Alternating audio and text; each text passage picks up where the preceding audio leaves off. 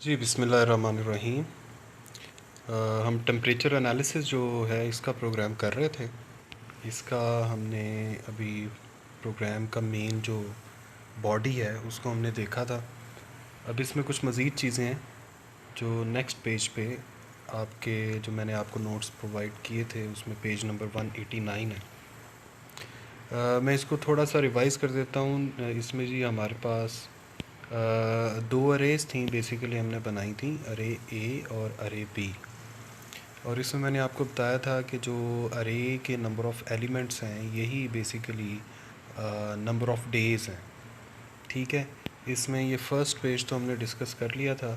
Next page पे आए, इसमें एक है जी कि अगर हमने एवरेज टेम्परेचर निकालना है पर डे के लिए तो उसको किस तरह करेंगे। यानी दो कंटेनर्स हैं ए और बी, इन दोनों का मिला के जो एवरेज टेम्परेचर होगा वो किस तरह निकालेंगे।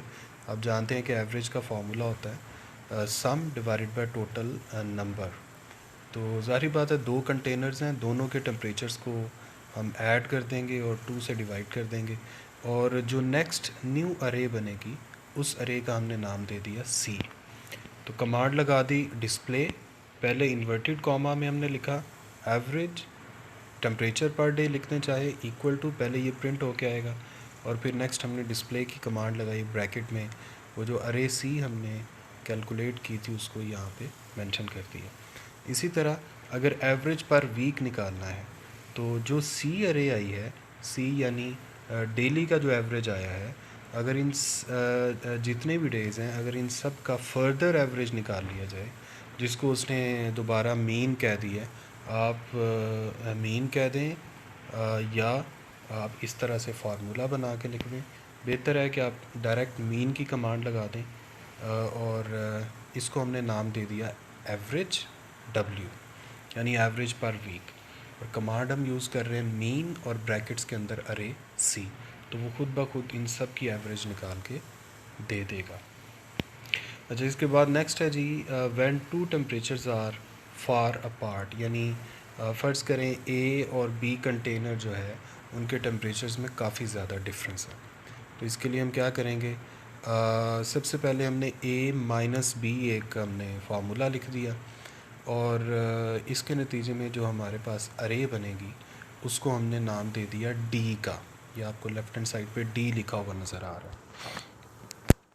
अच्छा, इसमें ये बात जहन में रखें कि ये वाला जो डी है ये डेज़ को ज़ाहिर नहीं कर रहा। आपको याद होगा पिछले पेज पर हमने डेज़ के लिए लिखा था D1, सही है। तो इसलिए ये जो है ये वाला जो डी है ये डेज़ को ज़ाहिर नहीं कर रहा। अच्छा, फिर नेक्स्ट आप देखें सेकंड नंबर पे ये जो सेकंड नंबर आपको नज़र आ रहा है, जो सेकंड नंबर पे इक्वेशन लिखी है ये, इसमें हमने डी की वैल्यू ज़ाहिर बात है प्लस में भी हो सकती है माइनस में भी हो सकती है, तो फिर हमने कमांड लगाई एब्सोल्यूट ABS, तो वो वैल्यूज़ को पॉजिटिव कर देगा। अच्छा, नेक्स्ट क्या है K1 K2, बेसिकली हमने डिफरेंस निकालना था ना, तो हम चाहते हैं कि बड़ी में से छोटा जो टेम्परेचर है वो माइनस करके आंसर आए। तो अब हमें ये भी नहीं पता कि ए बड़ा है या बी बड़ा है, तो इसलिए चाहे बी माइनस ए लिखें चाहे ए माइनस बी लिखें, सिंपली आगे चल के एब्सोल्यूट की कमांड लगा दें तो वो ऑटोमेटिकली पॉजिटिव कर देगा। अच्छा, इसके बाद हमने क्या करना है जी, मैक्सिमम वैल्यू फाइंड करनी है। उसके लिए ये एक मेथड होता है कि आप पहले ब्रैकेट में हमने लिख दिया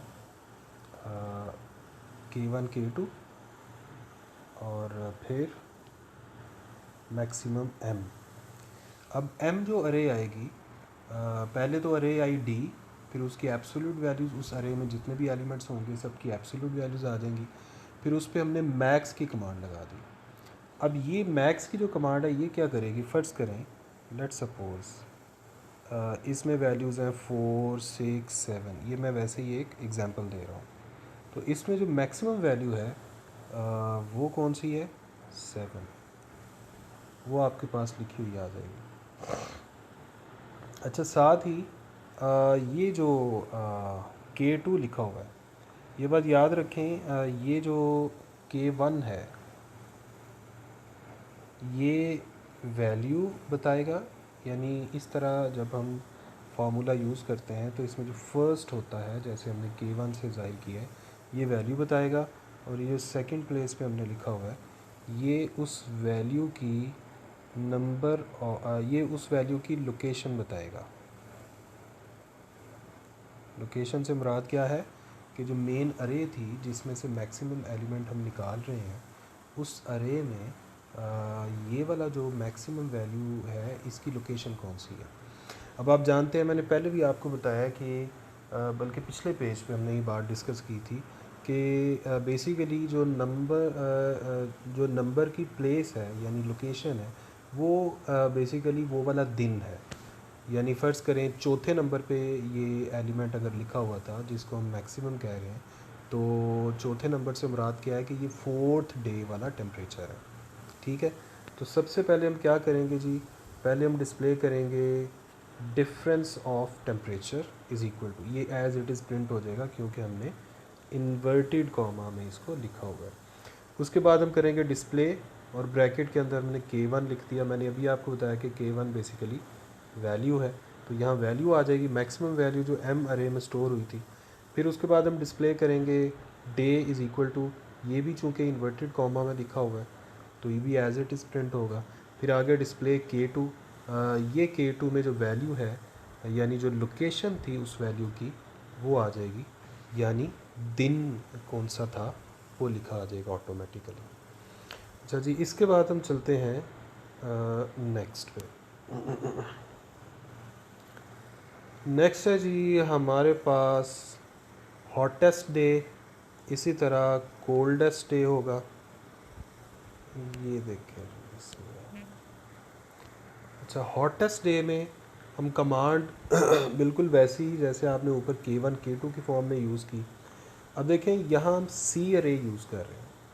सी अरे कौन सी थी, वो जो हमने per day maximum per day जो हमने एवरेज निकाला था, डेली का एवरेज। अब चूँकि दोनों कंटेनर्स का हमने डेली का एवरेज निकाल लिया है जिसको हमने सी का नाम दिया है, तो इस सी अरे के अंदर जो मैक्सिमम एलिमेंट होगा जिसकी वैल्यू सबसे ज़्यादा होगी वो वैल्यू है P1, और उस एलिमेंट की जो लोकेशन होगी वो P2 में स्टोर हो जाएगी। तो सबसे पहले हम डिस्प्ले करेंगे average of hottest day temperature, यानी सबसे गर्म दिन का एवरेज टेम्परेचर। तो वो P1 डिस्प्ले P1 कर दिया क्योंकि उसमें स्टोर हुई है। इसी तरह डिस्प्ले ब्रैकेट के अंदर इन्वर्टेड कॉमा में पहले लिखा आएगा हॉटेस्ट डे, यानी वो कौन सा दिन था, पहला, दूसरा, तीसरा, चौथा, पांचवा, कौन सा दिन था जो हॉटेस्ट था। तो अभी जैसे मैंने आपको बताया कि मैक्सिमम वैल्यू जिस लोकेशन पे स्टोर होगी वो लोकेशन यहाँ प्रिंट होके आ जाएगी, और यही लोकेशन बेसिकली वो वाला दिन होगा। इसी तरह कोल्डेस्ट डे में सिंपली इसी तरह पहले हमने P1 P2 से ज़ाहिर किया है, अब हम ऐसा करते हैं P3 और P4 से ज़ाहिर कर देते हैं, और यहाँ हमने कमांड यूज़ की मिनिमम की, मिनिमम ब्रैकेट के अंदर C। अब नीचे बिल्कुल सेम जिस तरह हमने यहाँ लिखा हुआ है सेम वैसे ही यहाँ पे है, बस जहाँ हॉटेस्ट लिखा हुआ है वहाँ कोल्डेस्ट लिख देंगे, और जहाँ P1 लिखा हुआ था वहाँ P3 आ जाएगा, जहाँ P2 लिखा हुआ था वहाँ P4 आ जाएगा। मेरे ख्याल नहीं, ये थोड़ा काम ख़राब हो गया। ये असल में ये डिस्प्ले एवरेज टेम्परेचर लिखा हुआ है और P3 यहाँ पे है, और अगले पेज पे आएगा P4। ये पहले प्रिंट उसने किया कोल्डेस्ट डे और उसके बाद P4।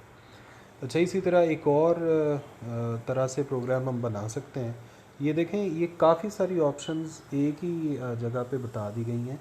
अब ज़रूरी नहीं है कि क्वेश्चन में वो सारी चीज़ें इकट्ठी पूछेगा। क्वेश्चन में वो जो भी चीज़ें पूछेगा आप सिर्फ वही बताएंगे। यानी हो सकता है वो सिर्फ ये पूछे when two temperatures are far apart, तो उसमें जो मैक्सिमम वैल्यू है वो बताएं और उस दिन का नंबर बताएं, या वो पूछेगा हॉटेस्ट डे के बारे में बताएं और हॉटेस्ट डे का नंबर बताएं, या वो पूछेगा फ़र्ज़ करें कोल्डेस्ट डे के बारे में बताएं। तो ये डिपेंड करता है वो आपसे पूछता क्या है। Average of A and average of B, यानी अगर ए और बी का अलग अलग एवरेज निकालना है तो ये तो सबसे सिंपल है। ए कंटेनर की जो अरे आपने सबसे पहले पेज पे स्टोर की थी, उसका सिंपली हम क्या ले लेंगे, सिंपली हम उसका क्या ले लेंगे, मीन।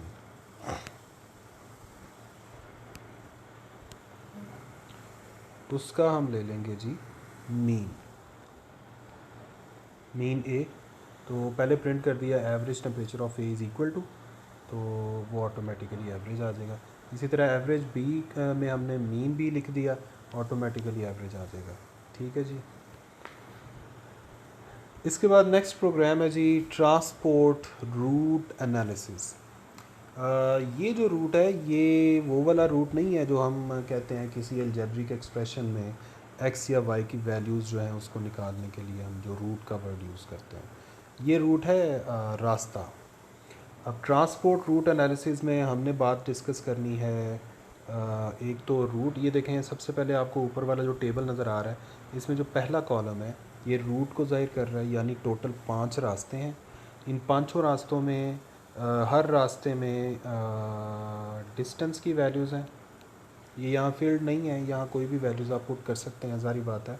प्रोग्राम का मेन हमने वो देखना है, सिंटेक्स देखना है, वैल्यूज़ तो हम जो मर्ज़ी पुट कर सकते हैं।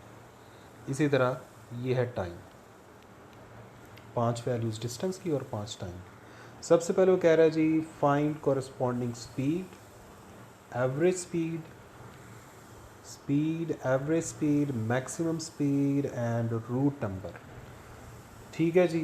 सबसे पहले 2 अरेज हम बनाएंगे बिल्कुल वैसे ही जैसे हमने पिछले प्रोग्राम में ए और बी जो कंटेनर था उनके कोरस्पॉन्डिंग टेम्परेचर्स की हमने अरेज बनाई थी।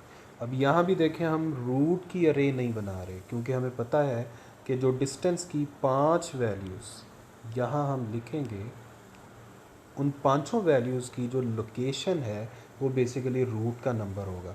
इसी तरह टाइम की जो 5 वैल्यूज़ हम लिखेंगे, उन पांचों वैल्यूज़ की जो लोकेशन है that would be the root number.